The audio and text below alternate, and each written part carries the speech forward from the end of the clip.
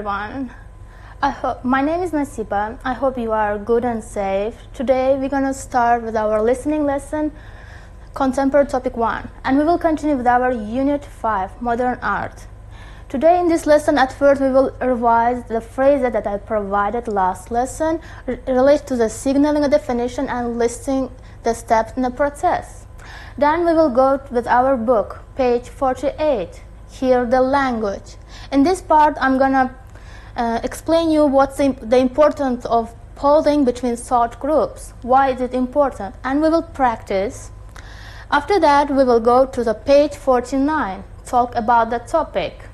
In this part, I will remind you the phrases related to these three strategies: expressing agreement and disagreement, and asking for opinions, and expressing an opinion. After that, we will practice again. So let's start our lesson. What kind of phrases are we using to signal a definition and list the steps in a process? Okay, do you remember? I provided last lesson several steps, several phrases, how to define it. Okay, if you not remember, it's okay. Now I have a short activity for you that will help you to remember these phrases. First activity is related to the definition.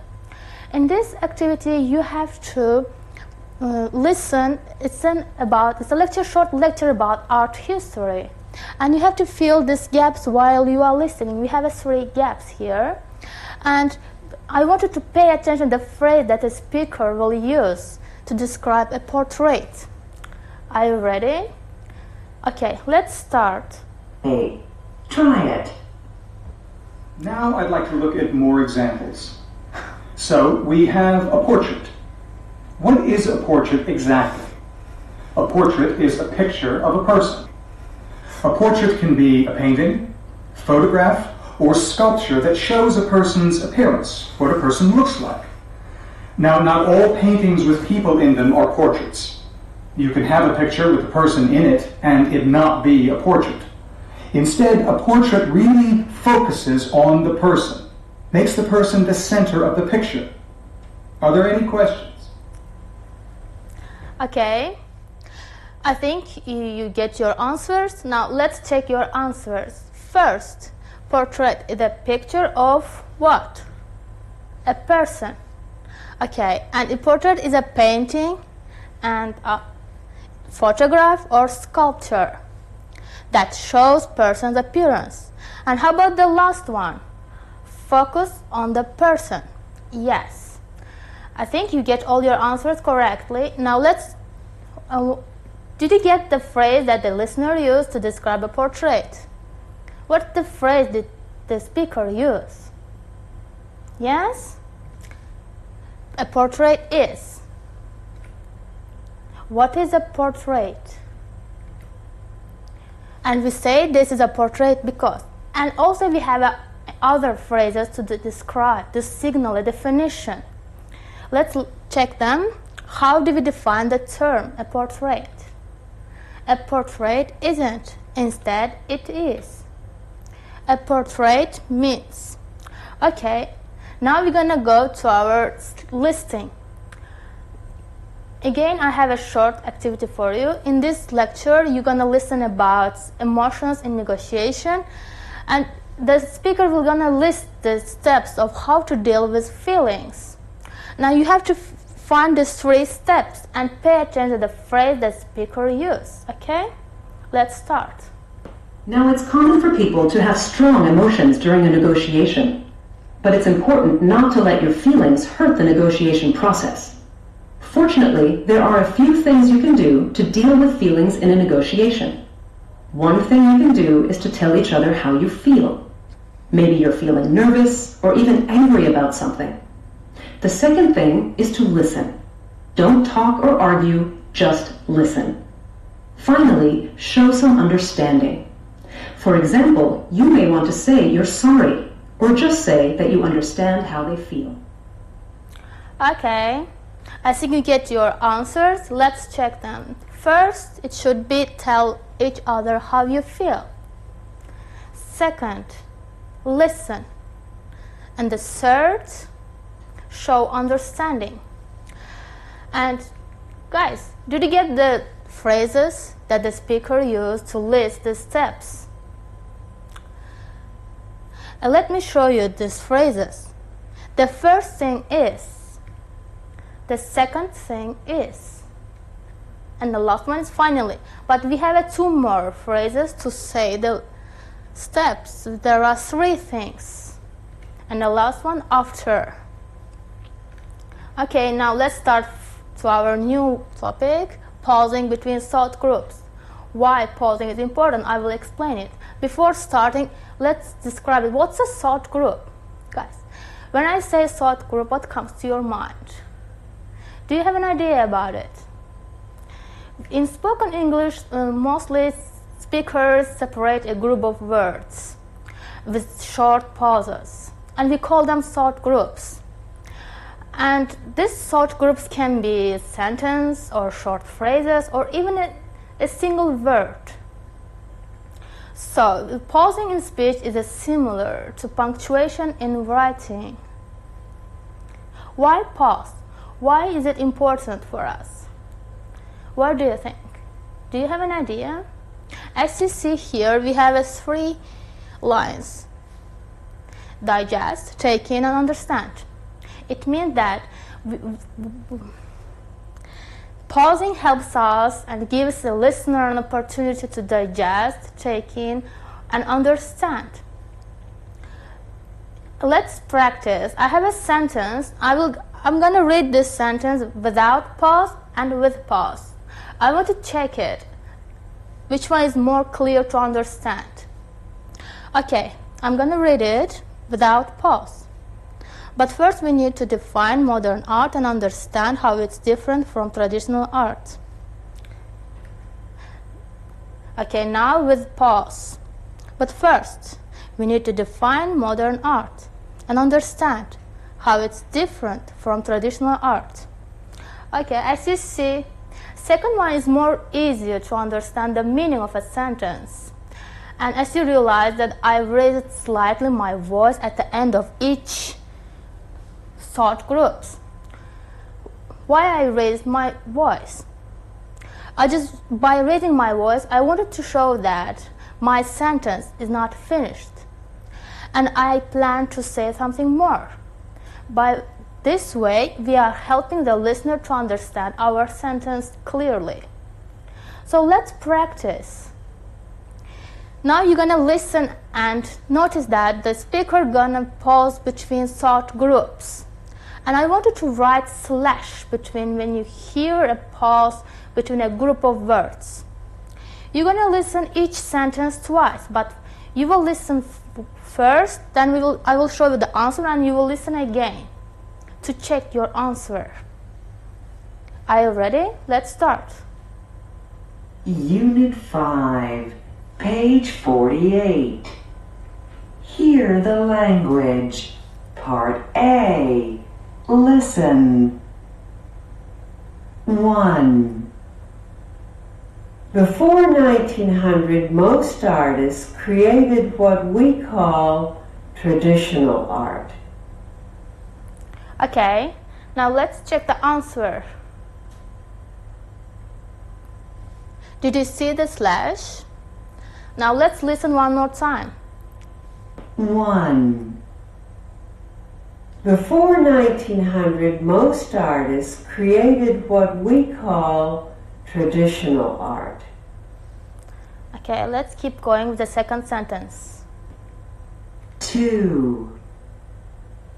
Representational means that it represents something from the real world, like a person, an object, or a scene in nature. Yes, are you ready to see the answer? Let's check. Now we have it here for slash. Pay attention that at the end of each thought groups. 2. Representational means that it represents something from the real world, like a person, an object, or a scene in nature. Next. 3. In this painting, Picasso depicts his mother using realistic details and colors, including the color of her skin, her brown hair, and the white dress she was wearing. Okay. This is an answer. I want you to pay attention to the voice the speaker is reading or not, okay? 3. In this painting, Picasso depicts his mother using realistic details and colors, including the color of her skin, her brown hair, and the white dress she was wearing. Okay, 4. 4. So many artists, including Picasso, wanted to create art that was new, that was different from traditional art.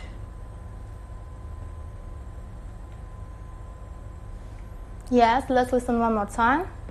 4. So many artists, including Picasso, wanted to create art that was new, that was different from traditional art. 5. Now, one goal of Cubism was to show something from different viewpoints all at one time.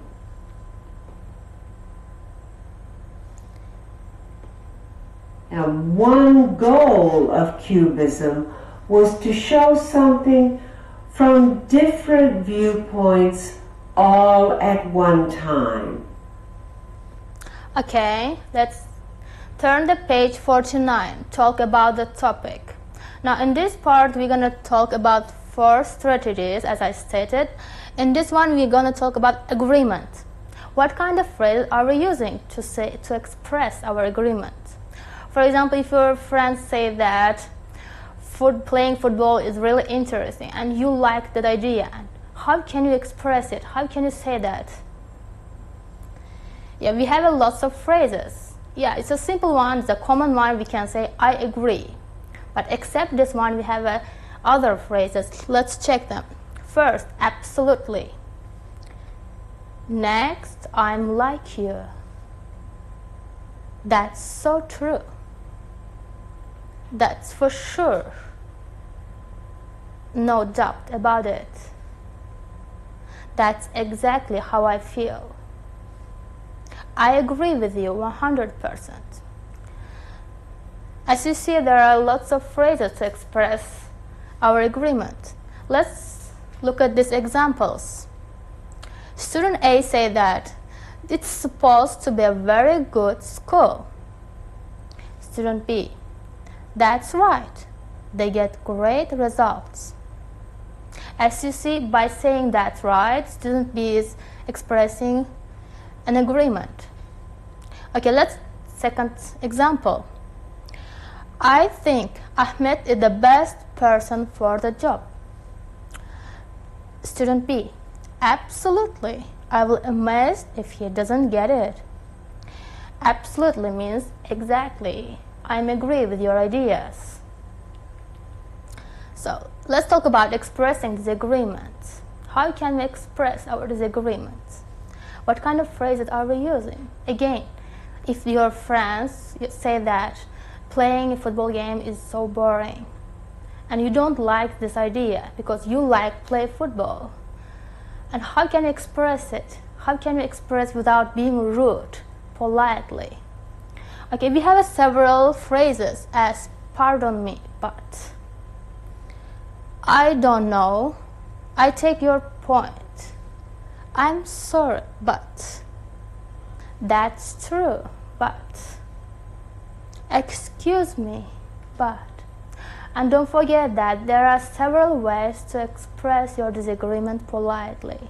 One way is that at first you have to acknowledge, you have to admit the other person's point. After that, you can state your own point, own ideas. For example, you can say that, I take your point, but I think football is more interesting. You can just say that that's true, or I respect your ideas. But don't forget that to put but. Here we have a but. After but, you can express, you can state your own point. So, and another way is to say that to express your disagreement politely, to use, for example, pardon me, I am sorry, excuse me. You are saying, you are apologizing something at first, then you are stating your own point by putting here but. Don't forget this but. After but, you can state your own point. Let's look at this example. We have here friends.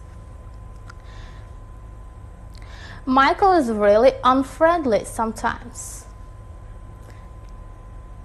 I don't know. He's always been very kind to me. And here, as you see, by saying that, stating I don't know, he's trying to be kind. He's softening her idea. Let's look at the second example. These taxes on petrol are far too high. Well, yes, I take your point, but maybe that will encourage people to use their cars less. Here she is acknowledging her point of view at first, then after that she is stating her own idea. Let's look at this asking for opinion phrases. How can we ask? What kind of phrase are we using? For example, you bought a beautiful dress and I wanted to ask your friend's idea to know it. How can you say that? We have several ways to ask it. For example, we can say, do you agree?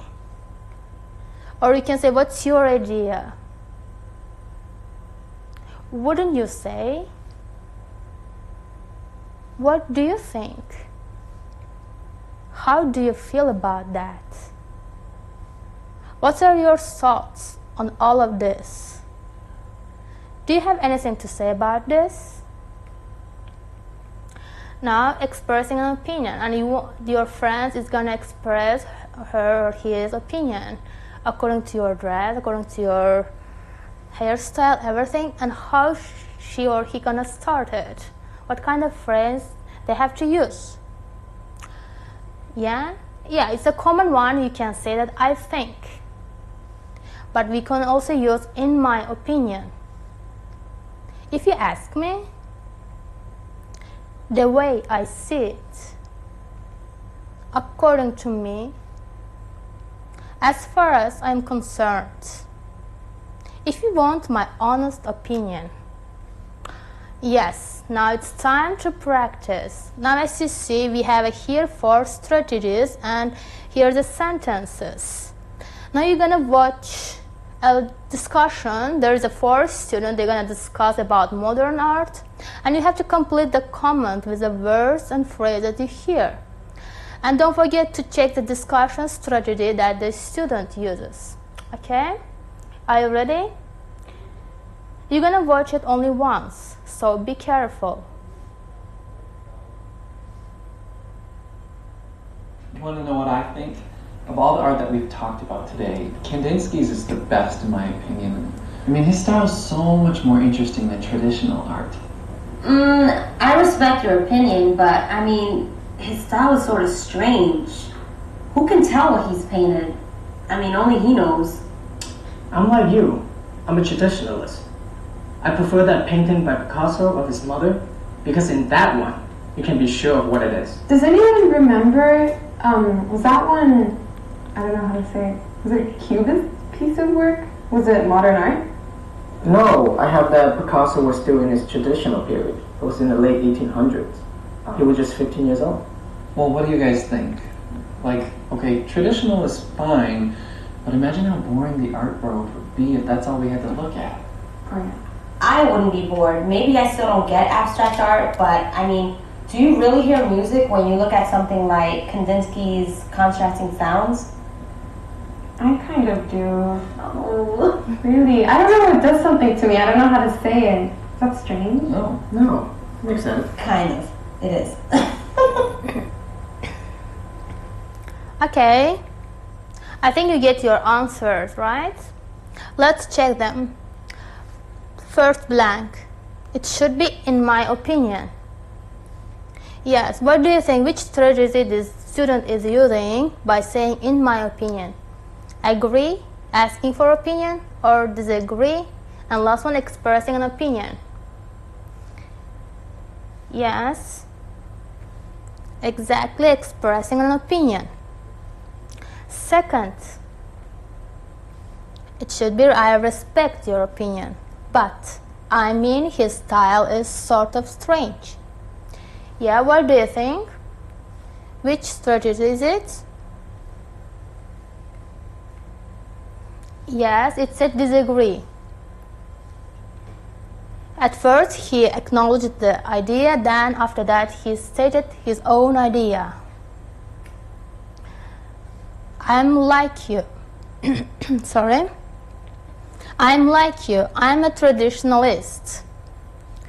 What is he doing here? What kind of strategy is he using? Let's see the answer. Yes, agree. 4. What do you guys think? Like, okay, traditionalist is fine. Now, in this question, as you see, he is asking for opinions. And next, oh, yeah. By saying yeah, what is she doing? What kind of strategy is she using? You can use again the same strategy. Agree, asking for, disagree, or expressing an opinion. Which one is it? Yes, exactly, should be agree. And last one, asking for opinions. Isn't that strange? Okay guys, for today our lessons is over. Nice to be here again with you. See you in the next lesson. Bye.